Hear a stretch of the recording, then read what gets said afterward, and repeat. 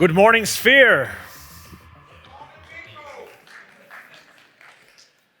It's great to see all of you over here. It's great to have another Sphere, and it's great to talk about a topic very close to my heart, which is about saving digital culture. So yes, my name is Mikko. The first computer I ever programmed was a domestic computer made by Nokia. In 1983, when I was in school, our school got 4 Nokia Mikko CP/M computers. Before that, and yes, it's called Mikko, just like me.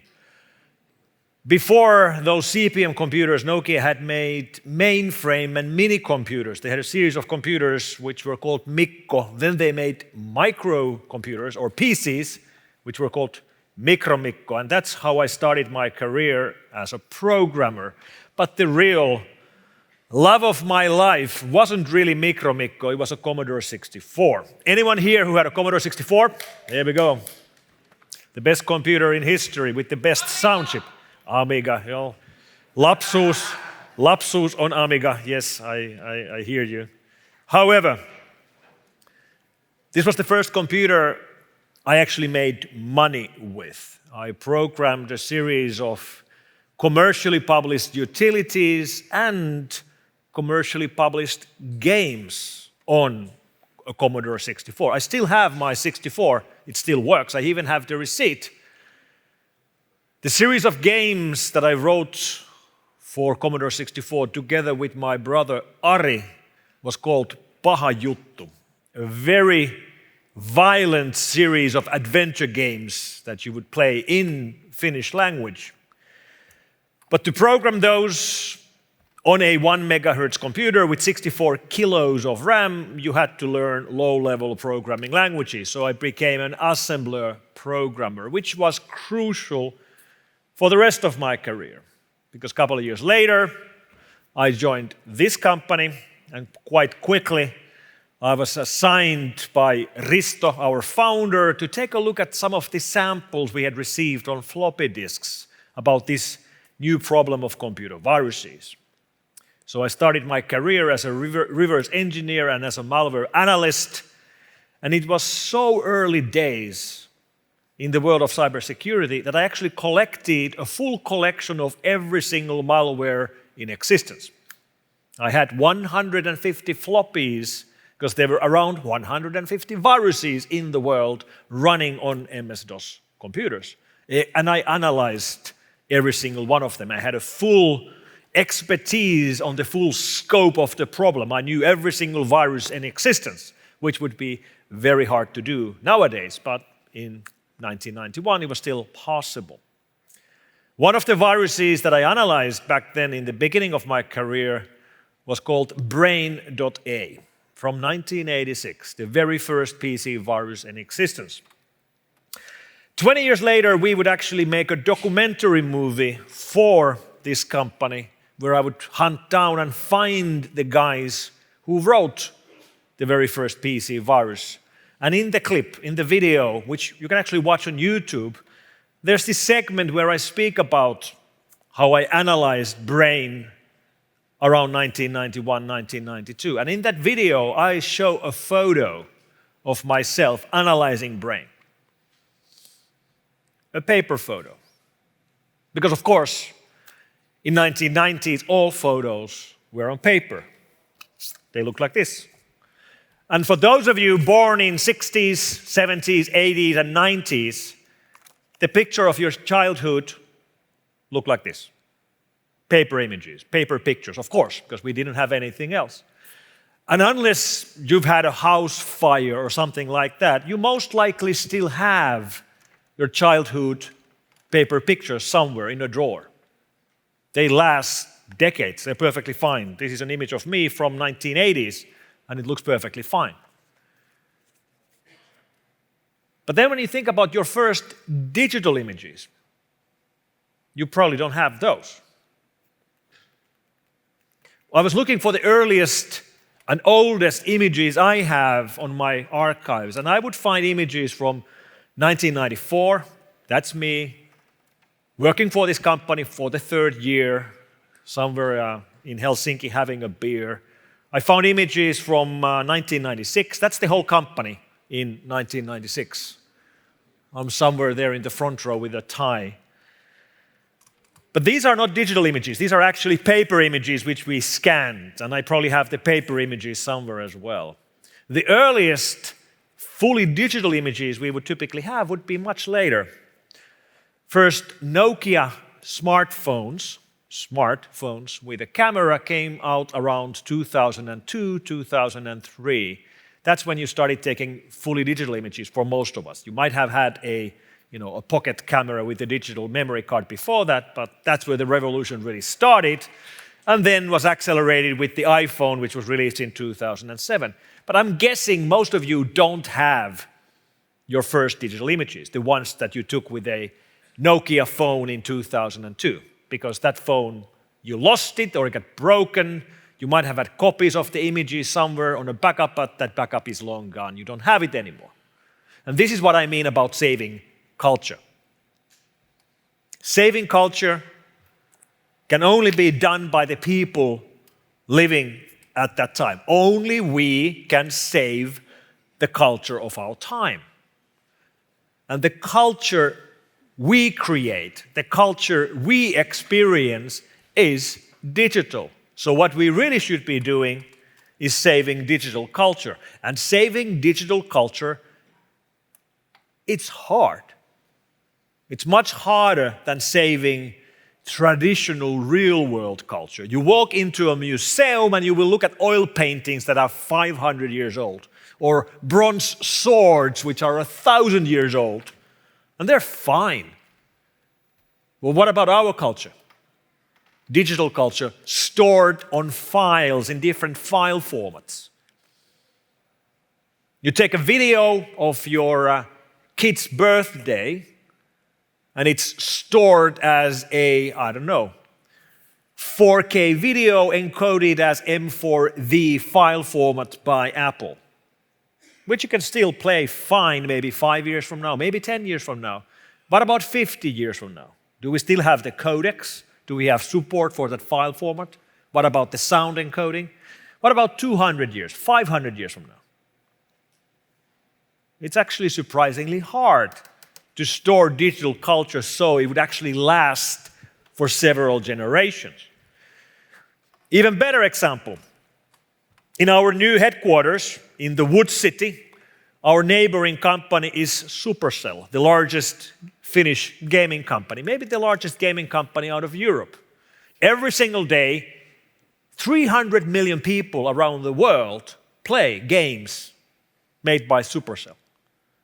Clash of Clans, Clash Royale, Heyday, whatever. They play games on their phones. That's a prime example of an important piece of culture of our time. And the question is, how do we save that cultural phenomenon for future generations? How do we make sure that in a museum 500 years from now, people could experience Clash of Clans? How do we do that? And the answer is, we won't. We won't be able to do that. People won't be able to experience this important piece of our culture today in 500 years. The best we maybe be able to save would be pictures of the game, maybe even a video of the game. But we won't be able to save the game itself. Because of course, the real cultural experience is playing the game. And yes, of course, we have emulators. We could save the code and save the program and run it in an emulator. And once the emulator doesn't work anymore, we can run the emulator in another emulator. So certainly we can run old code. But that's not it. I mean, that won't save us here. Because these are multiplayer games. They need a server. They won't even start without a server. And you won't be able to play the game unless there's a server connecting the players together. And the server won't be there in 500 years. It won't be there in 50 years. And the server for practically all of these games are closed source. So when the company shuts down, these games are gone forever. It's surprisingly hard to save digital culture. Now, there are attempts to do this. Many of you know the Internet Archive. Most of you probably know it as a place which saves old versions of web pages. So when there's a site which doesn't work anymore, you can go to the Internet Archive and find an old version of that website. Yes, certainly they do that. However, they do much, much more. They've stored more than 10 million movies, more than 4 million books, more than 1 million pieces of software which they allow you to run inside emulators inside your browser. And if you ever wondered why the logo of the Internet Archive looks like that, it's because the Internet Archive really looks like this. This is the Internet Archive. It's in Presidio in San Francisco. I was there just 3 weeks ago. Whenever you are in San Francisco, I recommend you try to arrange a visit, because they do host visitors to visit the Internet Archive, which is trying to save our culture. So around 10 years ago, I started volunteering at the Internet Archive, donating part of my time to try to save the things that I've saved, especially from cybersecurity area over the decades that I've worked in this area. I've mostly been working together with Jason Scott. Jason works for the Internet Archive. Here's me and Jason outside the archive, and please excuse Jason's suit, but that's what he just happened to be wearing on that day.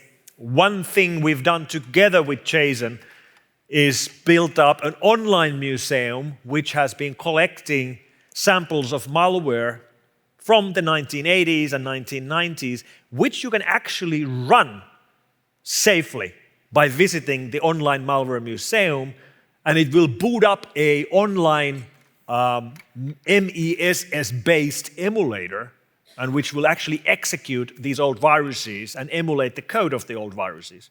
So, for example, here we click on this Fortran malware. It loads up a DOSBox in the emulator,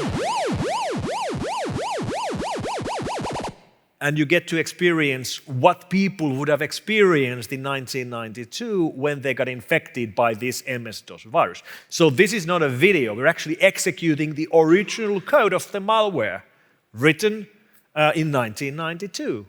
Over 30 years later, we are running it inside a browser, and people love this. We've had more than 2 million people visit the online malware museum over the last decade as it's been available on the Internet Archive. So people are interested in the history of malware and history of cybersecurity. This has been a success story. It's been great to be able to save part of cybersecurity history by putting it on the Internet Archive. So 3 years ago, we started planning the new headquarters for WithSecure. And very early on, we had the idea that we should do something on the first floor of the building, because we have a pretty neat building in the Wood City, completely wooden office building with 6 floors made out of Finnish spruce. The first floor we could use for something like a museum. That's where the original idea to turn the online museum into a real-world museum came from. That's our office today, and when you walk to the door, you'll see that we do have it now. Malware Museum exists. Today it's called the Museum of Malware Art. You see, somewhere during the process, we realized that we don't just want to be looking at the past. Yes, this company has a long history, we have a long legacy, we want to respect our roots, absolutely we want to do that. But we also want to look at present, and we want to look at the future. And what better way of looking at the present and the future than through the lens of art? So instead of building a museum, we built an art museum, and we started commissioning modern art from artists around the world. Art inspired by malware, art inspired by cyber attacks. And we ended up with paintings, sculptures, soundscape, music, textile art, graffiti, and we have that all in the real world in a public, free, and open museum right here in Helsinki. I've been part of several really cool projects over the years that I've worked for this company. This is one of the coolest we've done. And yes, of course, we do have a showcase of the history. The way we did it is that we have these displays showing the same kind of malware we have in the online malware museum, but this time we show it in the real world. And by the way, this video clip was shot by Florian Dahlqvist, who is here in the audience as well. Thanks, Florian, for visiting the museum and recording some of the history we have on display. So, of course, we had a wide selection of malware to choose from which ones to show. And I am the curator of the museum, so I had to make the call. And I ended up choosing malware samples which did something interesting, which actually had something to show. Many of the early viruses from 1980s and 1990s didn't do much except replicate. We called them viruses because they would replicate just like a human virus or a biological virus. Big part of the malware we see today in 2025 isn't actually a virus or a worm. They don't replicate automatically on their own and get out of control. They're much more controlled nowadays. Like, for example, ransomware. Most ransomware, 99% of ransomware doesn't replicate further on its own. It's actually deployed and controlled by the attackers themselves. They try to keep the outbreak under control. They don't want them to get out of control. They want to keep it under their fingertips. It's not actually a benefit for malware writers to write a piece of malware which gets out of control and infects millions of computers. That only gets them on the cover of the magazines and newspapers. And they don't want to be on the cover of newspapers. They want to make money. So we've seen quite a bit of involvement in how malware works. We very rarely find real viruses anymore. But for the museum, since many of the viruses from 1980s and 1990s didn't show anything, they would just replicate and sometimes maybe play music or sometimes just destroy your files, but there's nothing to see. So we decided to go with malware samples that actually show something.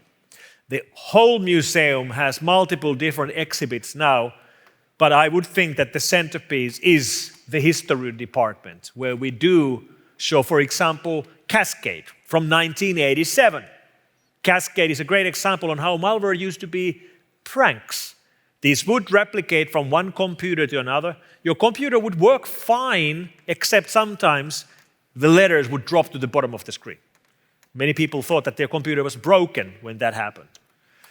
Then we have examples of malware that plays tricks with the user. So, for example, the casino virus. Casino would actually destroy your files and then let you gamble. And if you win the game, you will win your own files back. It gives you 5 attempts to play this game of one-armed bandit. And you actually have a fairly good chance of winning. But if you don't win, you have to get 3 pound signs in a row to win. And if you don't win, then it will simply hang your computer and you've just lost all your files.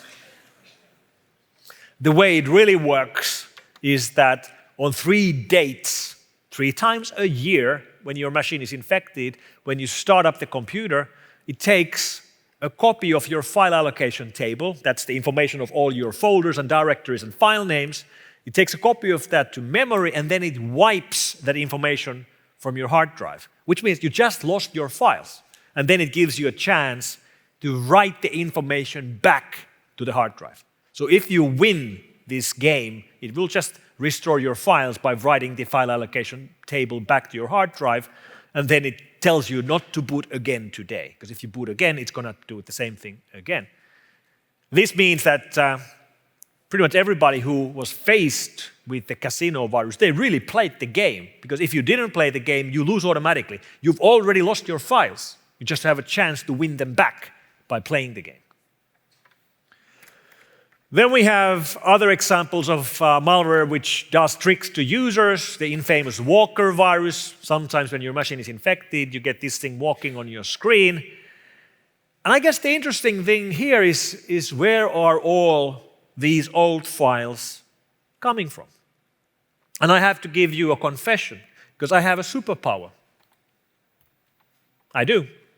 My superpower is very simple. I've always been an archivist. I've always liked saving old data. But the real superpower I have is that I've never changed jobs, which means I have all my old emails. I have all my old documents and archives. I have all of them right here on my laptop, the same laptop I carry home and carry to the office every single day. People lose their email archives every time they change jobs. People lose their documents. Well, I've never done that. Since 1992, I've been saving all my files on my computer, and every time I get a new computer, I just copy my old computer inside the new computer, and then I repeat it 5 years later when I get a new computer. And I've been doing that since 1992. I have all my emails from 1992. You don't, because you've changed jobs. I do. And you can actually see this in the museum. So for example, if we take a look at the ambulance car virus, which is one of the viruses we showcase in the museum, in the background you'll just see some folders and files. But if you take a closer look and look at the timestamps of the files, saate means that it's an addendum text file I wrote on the 13th of May 1992. And I took this video by running the DOSBox emulator on this laptop last fall while we were building the museum. I just go to my folders all the way back to 1992 to find these old malware samples and run them in a DOSBox emulator and record them.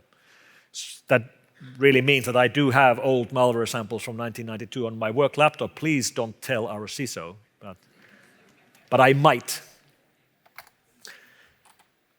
Now, of course,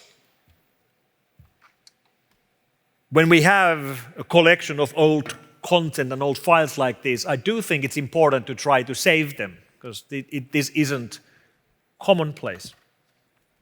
Other things we showcase in the museum include Brain, the very first PC virus, the one I mentioned, the one that I actually went to hunt down the authors for. And we actually have a documentary video playing in the museum as well, showing when I tracked down the two brothers who wrote the very first PC virus. I went to meet them in their home city of Lahore in Pakistan, which is where they wrote this virus in 1986, almost 40 years ago.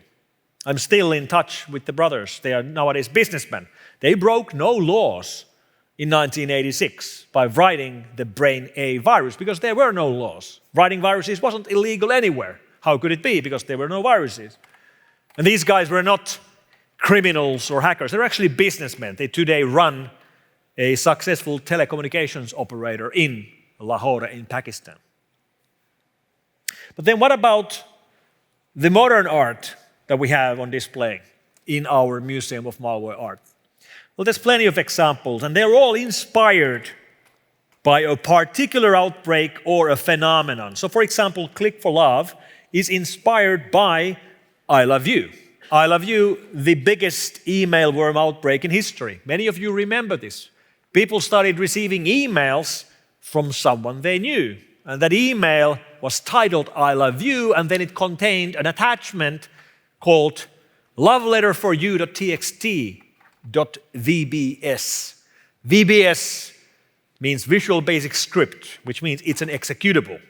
And you would receive this from someone you knew, like from your neighbor. And of course, you would be surprised, maybe happily surprised, or maybe just surprised. Nevertheless, it's highly likely that you would click on the attachment, and when you would click on the attachment, you would send the same email to everybody in your address book, including your boss, your mother-in-law, your neighbors, everyone else. This became the largest outbreak in history, and we found it. It was found in this company. May 5th, 2000, 9:41 in the morning, we got the very first malware sample from Oslo, Norway. I know because I have the emails. I have all my full notes from the next 2 days as we try to fight this massive outbreak of I Love You. But it was discovered and fought originally by us. And this was the inspiration for this. This is Click for Love, made by Kasper Hildén and Hugo Lampinen. Yes, it's a heart. Heart made out of computer mouses or computer mice. Painted pink, of course, because that's the color of love. And of course, it's all a symbol. People would click with a mouse on a love letter, and then they would get infected. 817 mouses, which we crowdsourced from our clients and customers from around the world. We were asking people that if you have old computer mouses that you don't use anymore, please donate them to us. We'll make art out of it. That's what we did. It's one of my favorites in the museum. Another art piece that we have is called Araneomorph, made by British sculptor Joey Holder. And Joey was inspired with ransomware for this sculpture. And with every artist that we commissioned to make modern art for the museum, we worked with the artist to tell more about the background of the inspiration. Like what is ransomware? How does ransomware work? Where do these ransomware gangs come from?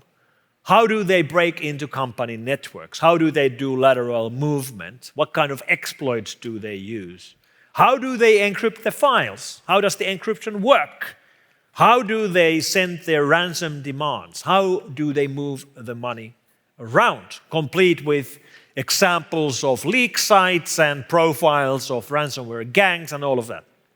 Joey was inspired by the phenomenon to create a sculpture made out of wood and bronze and guarded by a 3D printed and hand-painted spider. And there's very interesting symbolism in this work. The work is made out of wood and bronze. And bronze here is, the work is brand new, so bronze is nice and shiny. But you know what happens with bronze over time? If you think about bronze statues outside somewhere in the city, they become green and brown, because they get oxidized. That's going to happen with Araneomorph as well. Eventually it's going to be green and brown, kind of ugly.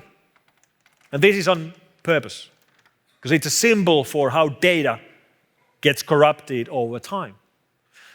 Another symbol used in this art piece is that here on top of the sculpture, there's this design, this round design, which is actually sort of like a hieroglyph.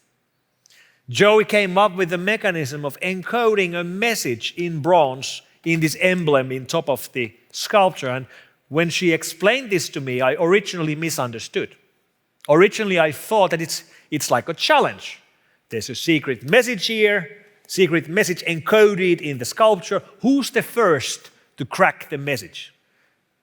No, that's not what she did. There is a message. There is a secret message. Only Joey knows the message, and it is encoded in here. However, the last step she did before encoding the message was that she ran the message through a one-way hash function, which means there is a secret message, but we will never find out. No one will ever know. Only Joey knows the message. And again, it's a symbol. Symbol going back to ransomware. You can imagine that you've become a victim of ransomware and you're holding your laptop in your hands. And you know that all your files are on the laptop, but you also know that you will never get them. That's what she's portraying with this art piece. Then we have paintings, or actually AI paintings, a collection of 4 paintings called Cyber War. Artist here is Greg Linares from California. Greg has a very interesting background because he used to be on the other side. Greg used to be a virus writer in the 1990s. He was never caught, never convicted, and he eventually grew up and became a security researcher and a musician and an artist. These works of art here are generated out of malware code directly.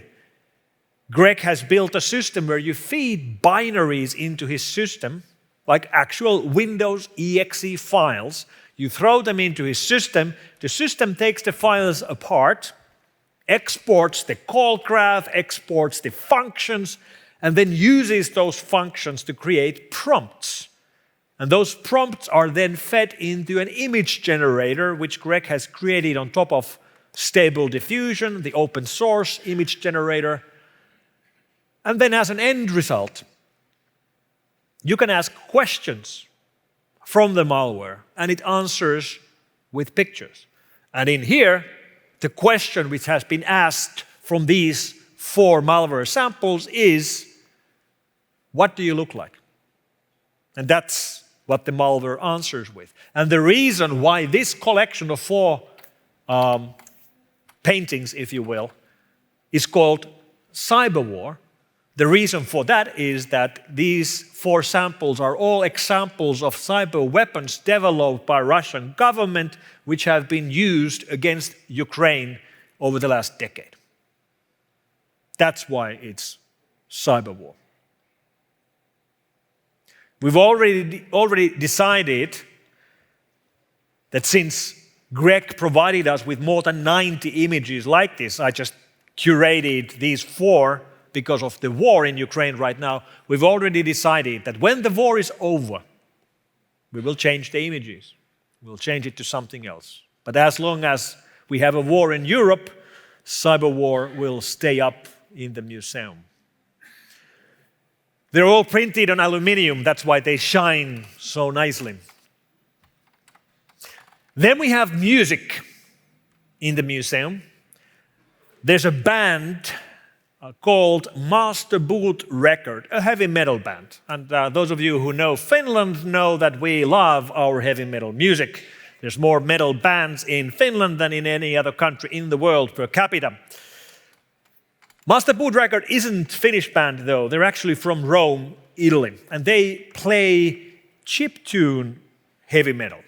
Many of you may not be familiar what it sounds like, but they made an album a couple of years ago called Virus.dos, which has 7 tracks, and every single track is inspired by a particular piece of malware and also named after the malware. The cover of the album is the Crash virus from 1992, and we showcase this in the museum. We have the actual album on display, and we have an old Apple iPod, and you can sit down next to these iPod and listen in to this album. We were lucky enough to actually have the band visit us in the museum in the end of January. They actually flew into Helsinki straight from Chicago from their North American tour. We were hanging around in the museum for one evening. They were kind enough to sign our guest book while they were there. Then they packed their drums and guitars into a van and drove from Helsinki to Oulu to play a gig in the city of Oulu. Then they played Tampere, and then they played Helsinki. I was there.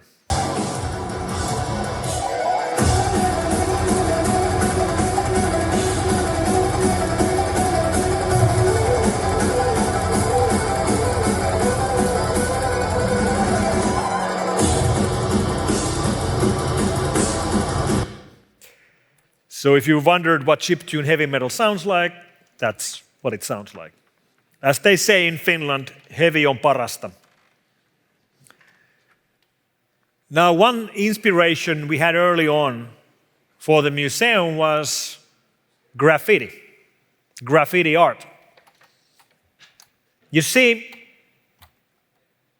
when I first ran into viruses and malware in general, early on I saw nothing of value in those samples, nothing of cultural value, and I definitely saw no art in malware, despite the fact that they were showing animations or playing music or whatever. I thought it was all rubbish. But over the years, my opinion has changed. And today, I do see art in malware. I do see art in viruses, even modern malware.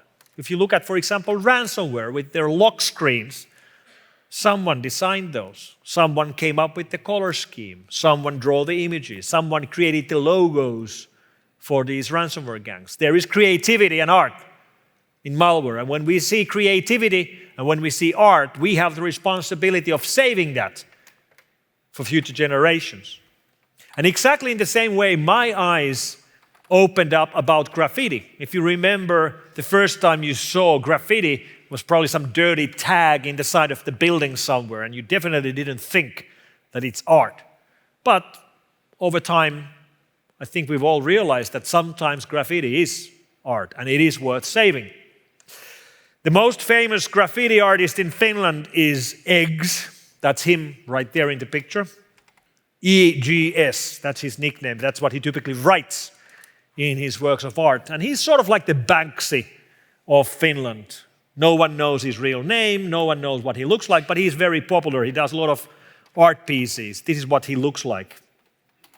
So we were happy enough to work together with Eggs to commission a graffiti for the museum. Over the years, Eggs has migrated more and more away from traditional spray graffiti into painted graffiti, into glass sculpture graffiti, and into graffiti made out of stainless steel. And he made a stainless steel graffiti for our museum inspired by the blaster worm outbreak of 2003. Blaster was one of the largest internet worms in history, spreading from one Windows computer to another using an RPC vulnerability. And just like with every other artist, we provided Eggs with background information and the decoded code of the malware and my old emails of the outbreak and a visualization showing how this blaster worm went around the world. A world map showing how it traveled the time zones, and when people woke up and turned on their computer, they got infected. It took 24 hours for this piece of malware to go around the world. And that was the inspiration for Eggs to make this stainless steel graffiti. It's called Intercontinental because it showcases sort of like a world map showing how the malware went around the world in 24 hours. We also have interactive art in the museum, an art piece called Threadscape made by Iikko Kuusela. It looks like this. We have a display which is visualizing data traffic and network traffic, and you can walk up to it and you can put your hand on top of this cube and it will affect the network traffic. You're going to see the traffic change, and then when you see something, you can actually grab it from mid-air, and if you're lucky, you will catch a piece of malware. The system will visualize it for you, it will name it for you, it will give you a description of the malware and show you what it looks like. This, of course, is all done with generative AI. And then the visitors have 25 seconds to scan the QR code and download the malware onto their phones, or an image of the malware onto their phones. And then it's gone, and then it's gone forever. We will never see the same malware again. It generates a different malware every single time. Some of our guests have been requesting that it actually wouldn't be unlimited, that it would actually, there would be a limited amount of them, so you could actually collect them all and maybe make them fight each other, I don't know. Maybe you've heard the idea before. So the museum has been open now for 6 months.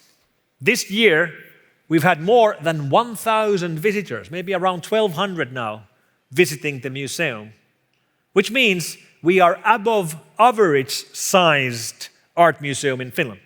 And I'm really proud about that.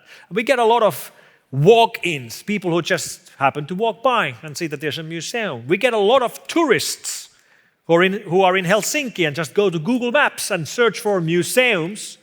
And then they see that, hey, Museum of Malware Art, I wonder what's that? And they just come and take a look, and that's great. It's really great we've been able to build something which is able to open our world, your world and my world, to outsiders. But let me finish by showing a clip of one of my favorite movies. My favorite hacker movie of all time is War Games. But I guess my favorite action movie has got to be Indiana Jones.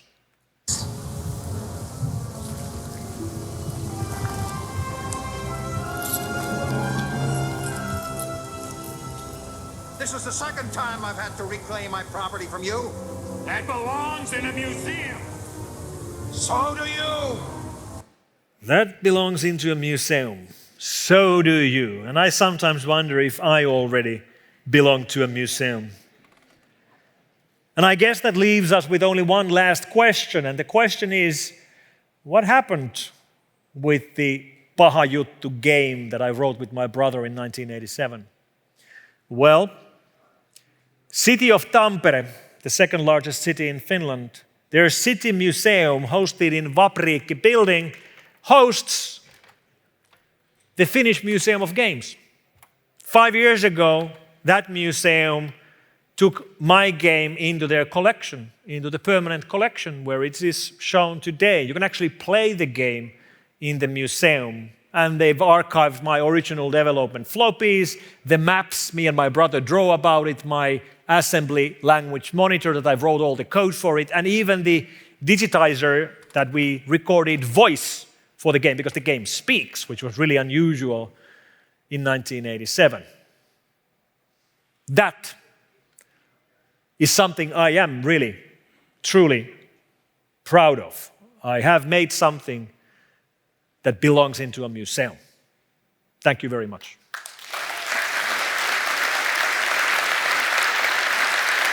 Thank you. Thank you.